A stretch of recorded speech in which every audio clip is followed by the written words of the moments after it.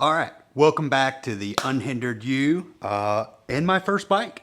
I'm super excited. So I got all the parts in, as from what I can tell, that I need so far.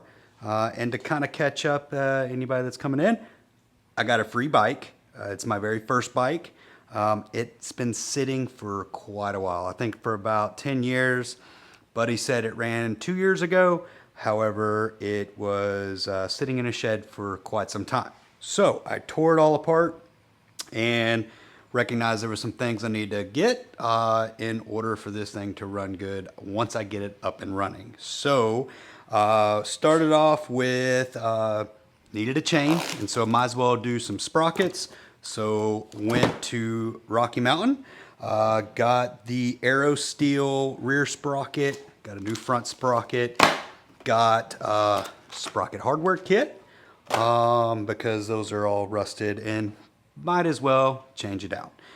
Went with a gold X-ring chain, so we're gonna see how that is. Oil filter kit, not bad price for 3 large and 3 small oil filters. Had to, this was the toughest one, the carb rebuild kits. So the biggest thing with that is this bike is a 400 EXC-G, and the G stands for California Emission Spec. Pretty dumb. So anyways, so I had to do a lot of research, went to a couple moto shops and figured out that you had to buy a special carb rebuild kit because the float, can't remember the name of that. New bike, learning all these new names of these parts. The float valve, that's it, is different from the regular 400 EXC. So I had to search it down, finally found it. Moose Racing, I had those. New front brake pads from Brembo. You know, just little miscellaneous stuff. Some crush washers for the oil change. Needed to get some new grips because they were tearing apart, so I went with the ODIs. Pretty stoked about those. All the vent lines are hard as a rock and they are so freaking brittle. So went ahead, got some new vent line. Of course, I don't know if you saw the video, the original one, but the air filter was a rat's nest and it was completely tore apart. Don't have oil for it yet, so this will be the last thing that goes on. And then I got just some grease that I can put on all the gaskets for the carb rebuild kit. Just from a lot of the videos I was watching, like Dirt Bike TV with Jay. I watch him, and he's putting a little grease on the gaskets, which makes sense. Just keeps it into place when you're putting it all back together, and I don't know, it seems like it might give it a better seat. And then finally, went with a lithium battery. I'm running a lithium auxiliary battery in my truck. I love lithium. I think it feels like it lasts so much longer. And my battery that I have in there, it's great. It's been amazing. And you get the equal amount of voltage from 100% to 1% battery. So I don't think I'm ever going to have an issue out of a lithium battery as long as it's staying on top. So I don't know if the stator's bad. I don't know. We got a lot to go through. So yeah, so I have that. So all these parts, got the carb back from the ultrasonic cleaner. It did a really good job of cleaning it up really well on a lot of the parts. There's a few parts that I'm going to have to clean myself because it had some needle bearings in there, and I didn't think that that was going to be appropriate, and the guys who I brought it to didn't think it was appropriate either to dump that in the ultrasonic blaster because all the grease would come out of those needle bearings. And so still got some cleaning to do. I got some good cleaner for these. So yeah, basically I got everything I need to put this back together and to get this thing running by the end of the weekend. It is Tuesday morning, so I got a couple hours today before I got to go, do my day job. So I'm going to tackle some of this stuff. while it's on the stand. And then, yeah, we're just going to go from there. I'm going to start with the rear tire and kind of work my way forward. As of right now, I'm not going to grease any of the bearings or anything like that right now. Goal right now, let's get it started. Let's see how it's running, and let's see if it actually will run. So go from there, and then we can do some more maintenance as we go. So let's hop into it.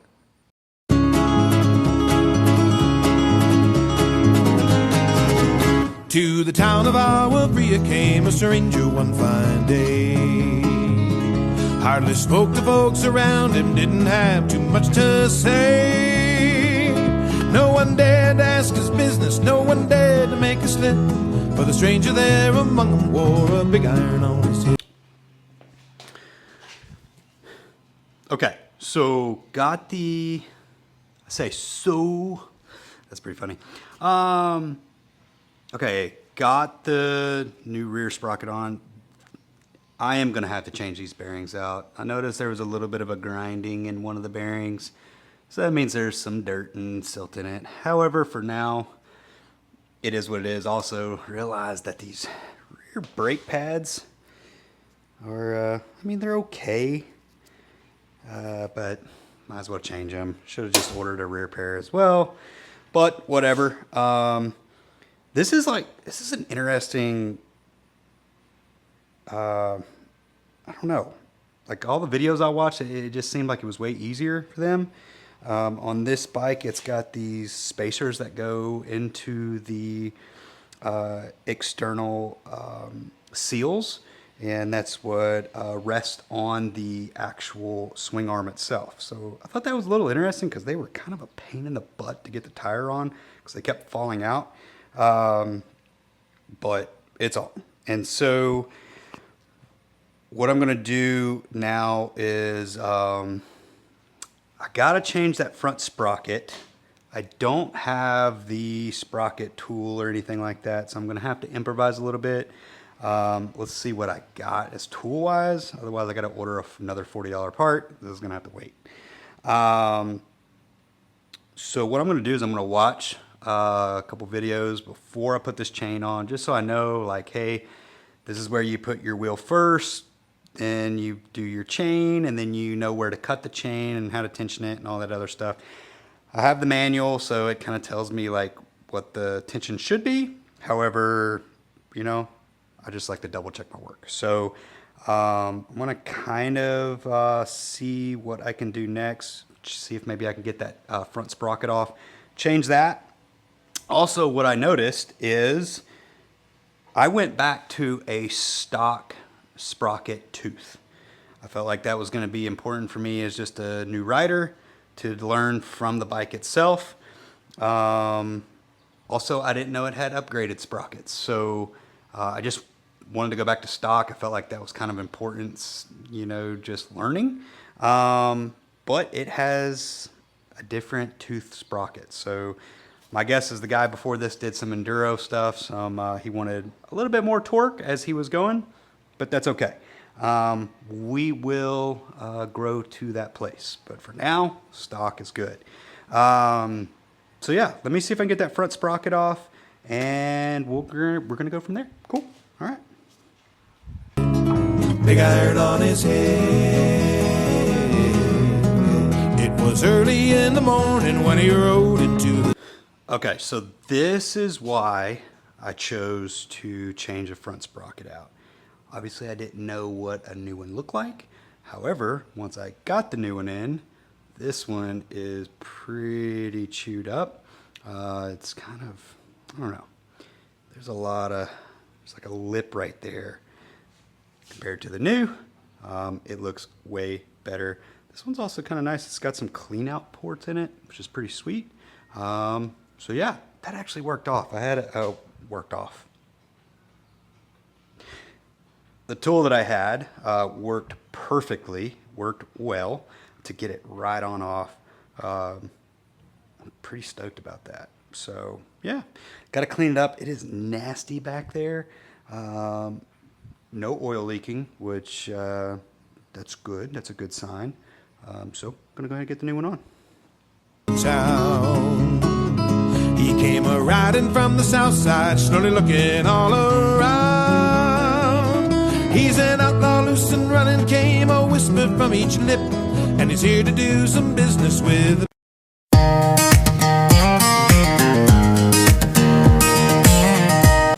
Alrighty, so watch the video, okay? So I love the word "so." It's funny. Yeah. Watching the video from Jay and Dirtbike TV, learned a couple things here. So he goes off of more of feel when it comes to the spacing here. How far the bolt is into the swing arm on both sides. He just kind of gives a feeling on, okay, I have plenty of room to adjust and everything like that. So got the chain on, got the sprockets on and everything like that. One of the things that he does do is he does support a little bit. However, one of the things, so I'll put that in there just to hold it for now. So I have it all the way in right now. And if I was just to put it all the way at the end of the chain itself, oh, that's a little on there tight, and pull it back, put that in, master link in here, like that. I am basically all the way at the end with a ton of chain slack. So my idea was slide it forward, pull the slack out of the chain, and now I am basically right there. So I'd have a little room to adjust, and one of the things that he recommended to do was, obviously I can't put the master link in this one, so he said just bring it back one and then pull the wheel back. Oop. Right there. So I have room to adjust here, and I still have room for the axle to slide further back. Gives me, you know, the 3-finger deal. I still have to measure it, but however, I still have plenty room, right, to come all the way back to the swing arm. So basically what I want to do is I want to make a little notch in the one that needs to come off, and now I know that that link right here needs to come off so that I can put the master link in between these two here. So I got my little Dremel here. I'm going to go ahead and grind the pin down, a little rivet, and then we'll be able to put the master link in, which sounds pretty easy. We'll see how hard this is. He uses an air tool. I have air tools. However, my air compressor is ridiculously loud, so this is much easier. Sunset painting gold across the sky. Windows down, yeah, we're flying high. Laughing loud, no plans, no maps to see. Just you and me in the open street. Radio's playing our favorite song. Turn it up, we're where we belong. So come on, ride with me, let's chase the night. Kick the dust up, everything feels right. Friends around under neon sky, so free. No better place than where you're with me.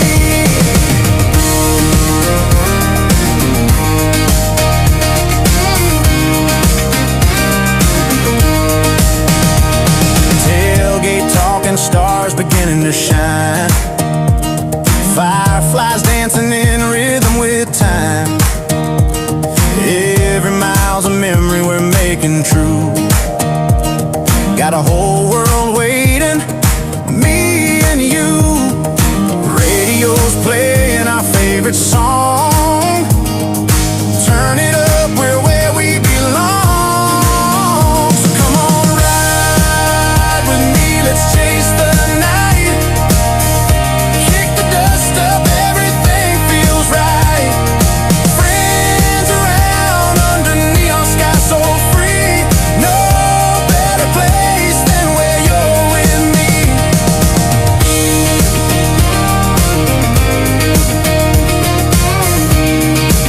Telling me is that basically to check, which makes it really simple here, to just notice that sticker right there. If I was to press right here, I need it to be 8 to 10 millimeters. Now I am, let's take that out. I need to be 8 to 10 millimeters from the chain to the swing arm. So I got me my handy dandy little caliper here, and so I want to measure, set it to millimeters, go to 8. That'll just help me kind of get my bearings.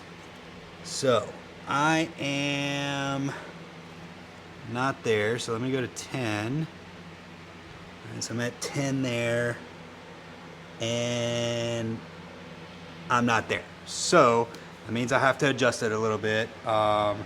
So to do that, loosen these.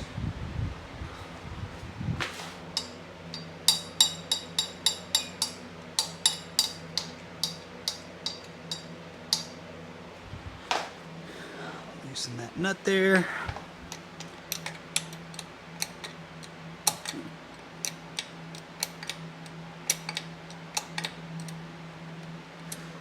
Okay.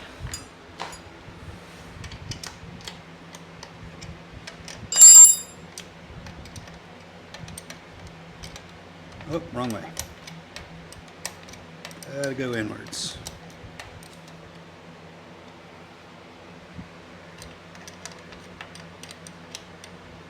And it said once I am at 8 to 10, then I should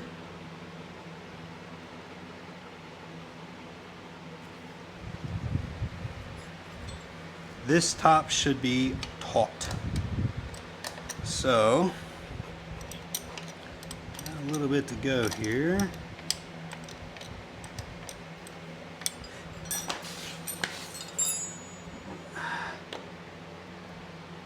Okay, so that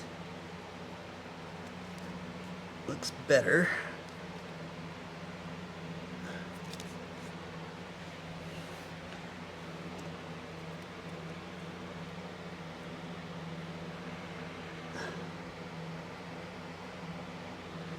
So I'm at 10.7 there. So a little bit more.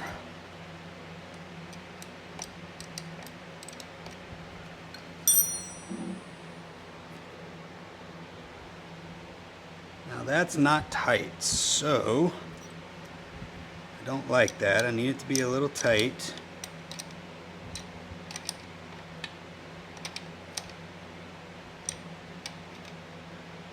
Okay, so it's starting to pull. Now that this is tight here,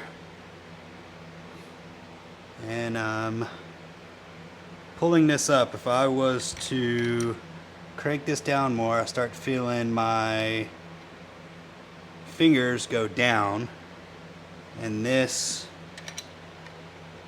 get a little tighter. I kind of like it right about there. Okay, so I like that. I think that is pretty good. So I'm gonna go ahead and crank this side down a little bit more. Actually, yeah, so that's pretty loose right there. So we're gonna go there. Now, we're all the way at the end here. So one of the things that they do, that I saw in the videos to line the wheel up. Put a rag here, bring it back till it's tight, and then tighten the nut down.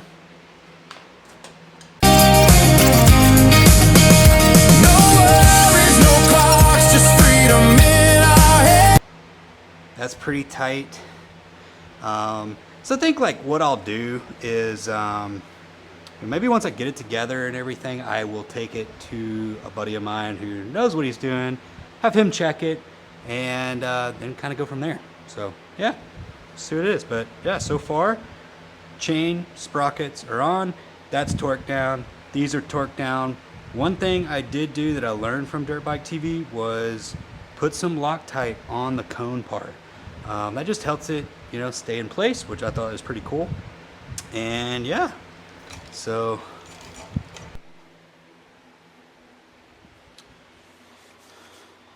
alrighty, so I'm going to now start on rebuilding this carburetor. So a lot of it was in the ultrasonic bath, and you can see it got pretty dang clean, but I am just going to touch it up and you know, with some good cleaner, and you know, just make sure when I put it back together it's as pretty as I can get it.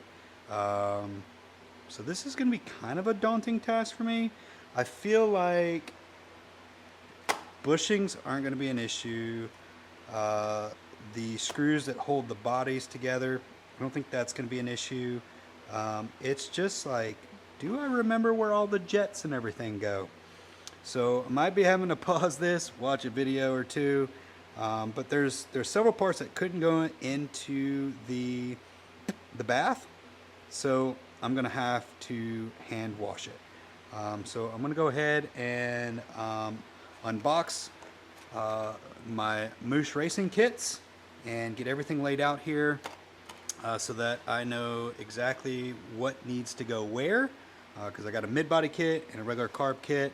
And so I'll know exactly where each of those parts go, and we're gonna go from there. Cool, let's do it.